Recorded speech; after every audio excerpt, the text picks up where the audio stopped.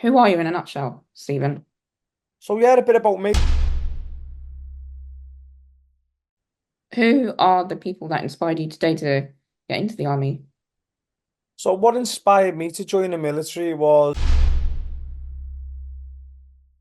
Can you just explain what the process is like and what it involves? yeah, I can't remember much to be honest. I just remember going in there. You I had to think make that just, all yourself. yeah, I had to do it all by myself, mate. Stephen, thank you so much. Honestly, That it's was been amazing. such an inspirational chat. I loved it.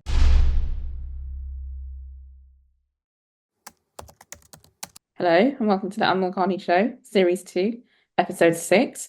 We are joined by Stephen Kelly, and also known as Survival Steve. How are you?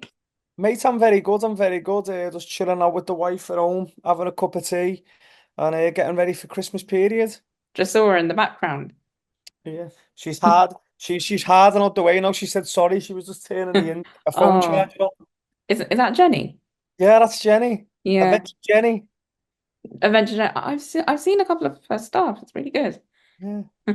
Yeah. So let's talk about you first of all, because I want to start with who are you in a nutshell, Stephen? So yeah, a bit about me. My name's Stephen, from Liverpool. I'm 38, nearly 39 years of age. I've been serving in the military now, coming up to 23 years, based in Plymouth in 29 Commando Regiment. And what I specialise in the military is SEER training, survive, evade, resist, extract.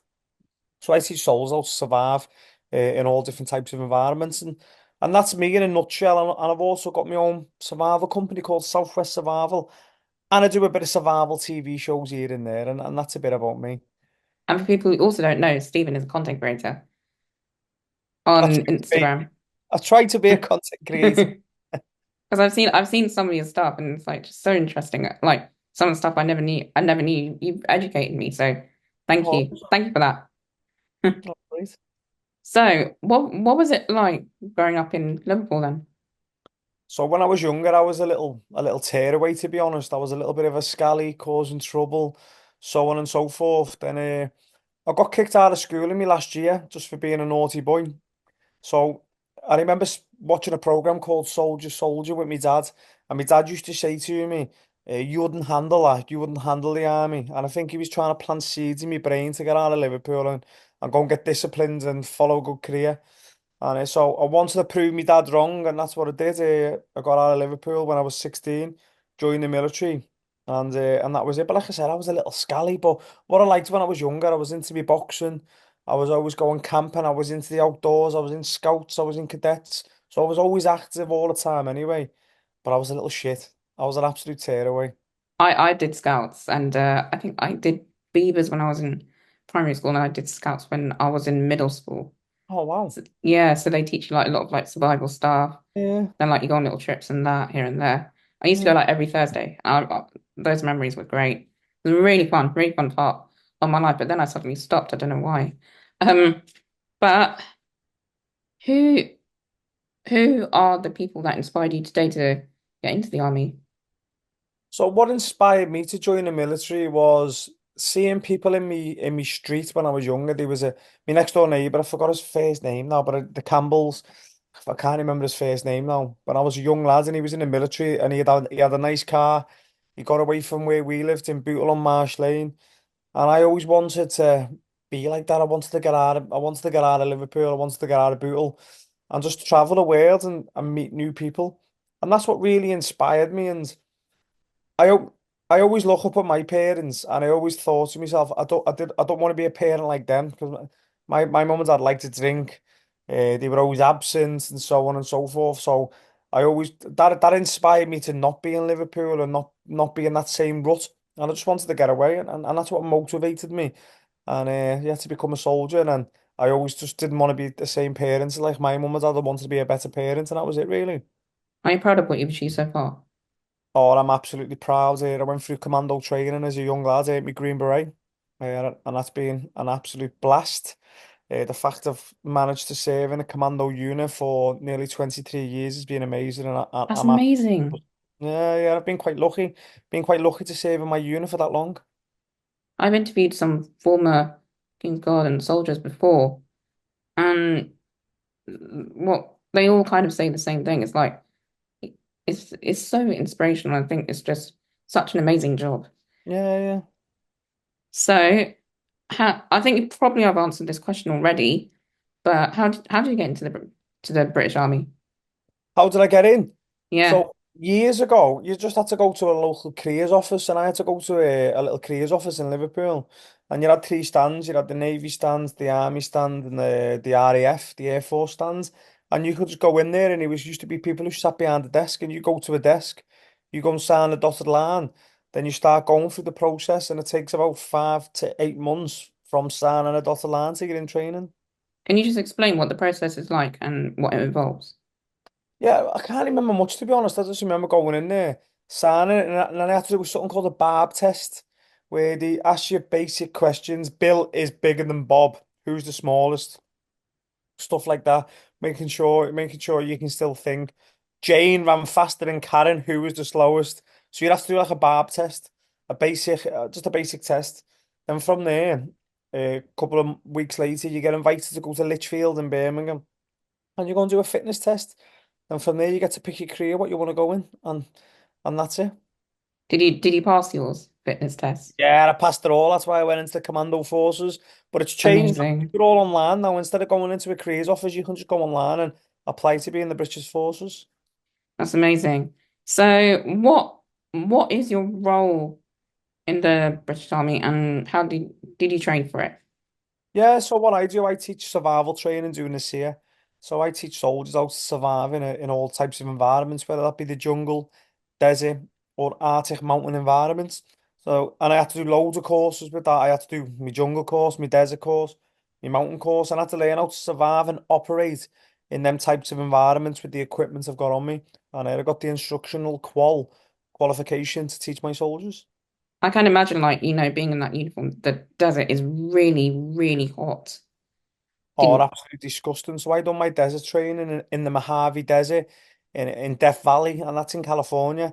And it was so roasting, and what we were living off was we were eating rattlesnakes, we were eating scorpions, tarantulas. Oh my That's God. what we had to do. Sounds so gory, but so interesting. Yeah. I mean, how did you survive like eating all that? Did you just think about it as a bush tucker trial or did you just generally eat it? Just ate it. I think it's just a mindset as well, because I've got my own survival business. I've always wanted to test myself and push myself in this type of environment or in this type of niche and skill set. So I don't care. I just eat it. It's just food to me, and that's it. You got to do what you got to survive, right? Exactly that. I'm either going to die or I'm going to survive. And when I'm doing these courses, I wanna think in my head, if I didn't eat that in a real situation, I'll die. So I eat it. I mean, celebrities who've been in the jungle, take note. Literally take note. Yeah, if So, you're watching this, yeah, you definitely take notes. You scran everything. yeah, like Talisa had to eat like a spider. I don't know Yeah, how she did it.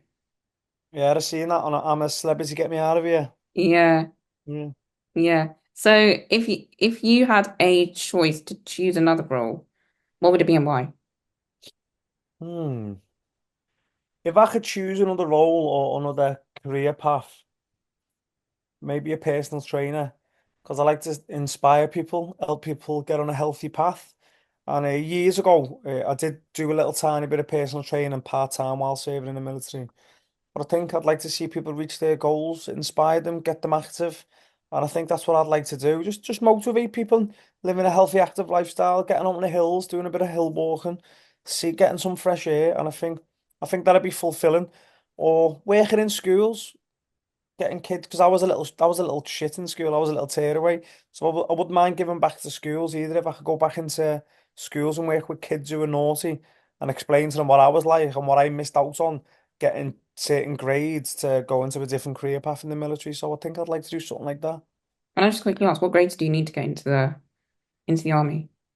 It's all changed now. So when I got in, you had to have I think it was D's and above Okay, in math, science, and English. That's it. all three core subjects. Yes. And is that because they're quite strict about it, or is there a lot of maths involved in it and a lot of science involved? No, there's none of that involved. I think it's just basic education, but I never had a oh, sorry, I'm not. Yeah, D's and above. But when you start progressing through your military career, you've got to hit other levels. So what the military puts on for you is numeracy and literacy level two, which is like a C grade. So I never had C's. I barely had D's. I had enough grades to get in the military. But for me to progress through the rank structure, I had to get C's and above. So after 10 years in the military, I had to do numeracy and literacy level two and go back to doing maths, go back to English. And yeah, I got them qualifications off the military, so I could promote. That's amazing. So let's move on to Naked and Afraid now, which is on Lionsgate UK, I read. I did a bit of Yes. research. So Oh, what Naked and Afraid is, it's the most extreme survival show ever on Discovery Channel. So it's on Discovery Channel, but Lionsgate is the production of it. So they're the productions who make the show. And what you do, you get dropped off in the most remote places with no food, no clothes, no water, and you have to survive for 21 days. that sounds scary. Oh, it was a crazy experience. If you do have Discovery Channel, go and tune in to I was on go and research or look for Naked and Afraid season 17, episode 5, and I got dropped off in the Amazon jungle in Colombia and I had to survive for 21 days and I actually nearly got attacked by a puma while in my shelter. Oh, big animal. Yes, big, massive like cats, and then you like caiman like crocodiles in the water, and it was a crazy experience. But I completed it, got to the end, and I learned a lot about myself. I learned how actually tough we actually are. If you just think about it, and I'm gonna do it and not quit. Obviously, like, if the puma's attacking you, you can't react back because animals can sense danger. Yeah. So how did you like, you know, try and survive it? So I didn't even know it was a puma. So if you watch it on telly, if you go and tune in and watch it, it was pitch black at night, and I had a head was leaning in the side of my shelter and sniffing me ear. And then I'm like that to my partner on the show. I'm like, that's Sonny. Something sniffing me, something sniffing me. Then I lean back, look out, and I see these big cat's eyes. And then I'm like, wow, I started screaming, banging the shelter. And I actually didn't know what it was till I watched it on TV because they had night vision cameras on me. So I didn't even know what it was till I watched it on TV. But I told the producer the next day, I said, something was sniffing me last night. Can you check the cameras? And he went and checked the cameras. Then the next day he came back to me and said, oh, last night was crazy. I go, what was it? And he goes, I'm not telling you. Just make sure you have a big fire every day. What had you eat to scare animals away? I'm like, what the fuck was it? But he wouldn't tell me. It's very annoying when the producers don't tell you what it is because they like to keep you in suspense. But I think Yeah. they should like just to like clear your head. So like you know what it is.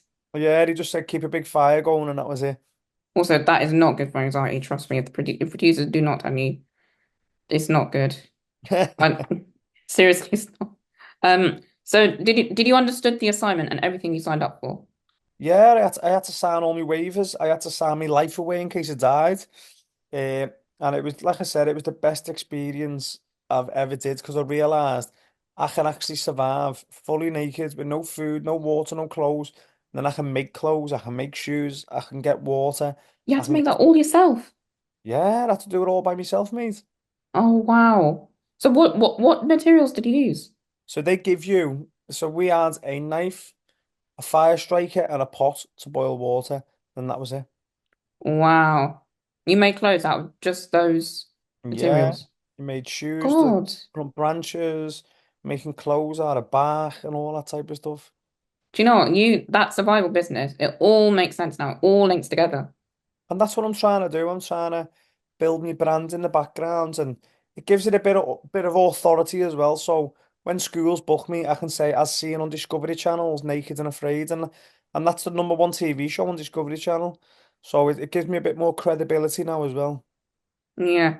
And what did you gain from doing Naked and Afraid then? So what I gained from it was knowing I've got the resilience and the mindset. And I've not only just done Naked and Afraid, I've done another show on Channel 4 in the United Kingdom called Naked and Alone. Um, I've heard of that. yeah, so me and my wife got dropped off. We got dropped off up in the mountains of Scotland and we got stripped off with no food, no clothes, no water, and we had to race over 3 days, covering 50, 60 miles, racing against other survivalists. So I had that opportunity to do that channel as well, which was absolutely amazing. But like, what I gained from it was the confidence in my own skill set that I can actually do this. I don't need all this backpack. I don't need all these fancy boots. I can do this stripped back to the bone. All I need is a knife. And we always say, my saying is, your knife is your life. So that's it. That's always been my saying. Wow.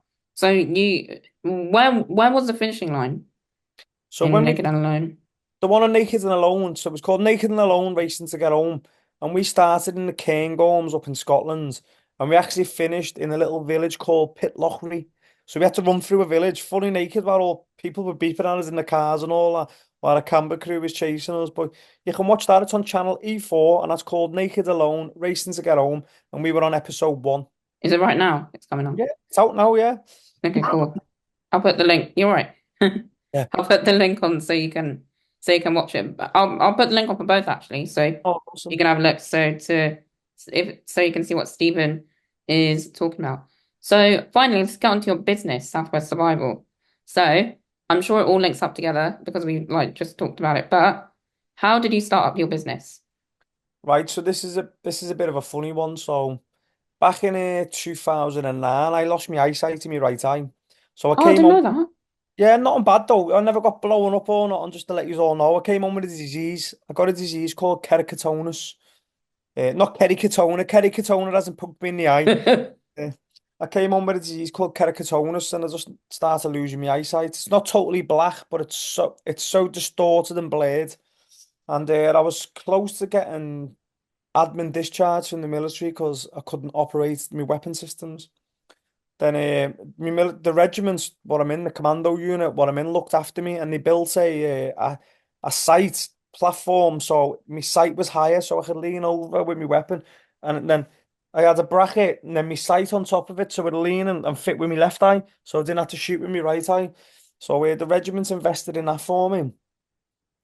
But at the time, before they done all that, when I got told I was getting admin discharged, I thought, wow, I'm gonna get kicked out of the military now in 12 weeks with no payout because it's nothing to do with the military. I've just got a disease. What can I do? What am I good at? And I thought back, oh, I love the outdoors, I love survival. And I started doing all little survival courses. Then I created a little Facebook page called Southwest Survival. And I was just putting pictures of my own survival stuff on there. Then people started contacting me saying, oh, do you do birthday parties? I was like, yeah.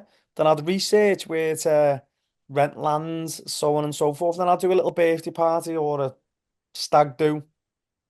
Then luckily for me, that my unit kept me on and I had all my medicals and the military kept me in. But I had this little business in the background where people wanted corporate schools, colleges, and that's where Southwest Survival came from, all the fact that I lost my eyesight.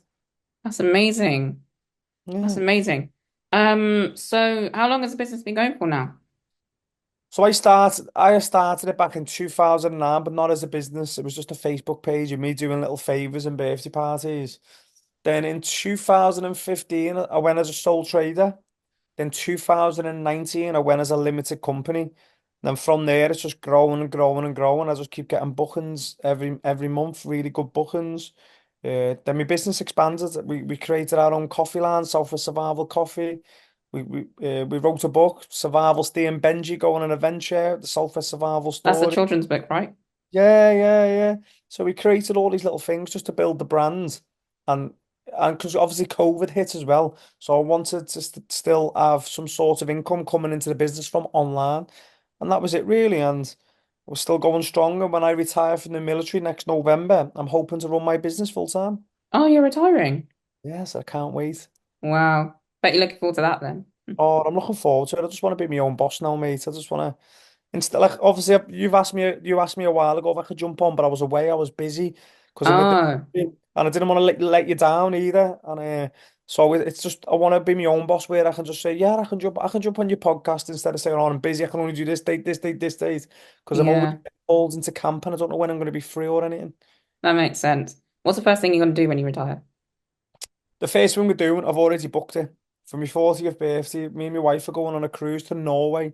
We're going on a 14-day cruise from Portsmouth to Norway in March. 2026. So that's what I, Wow. Seen all the lights?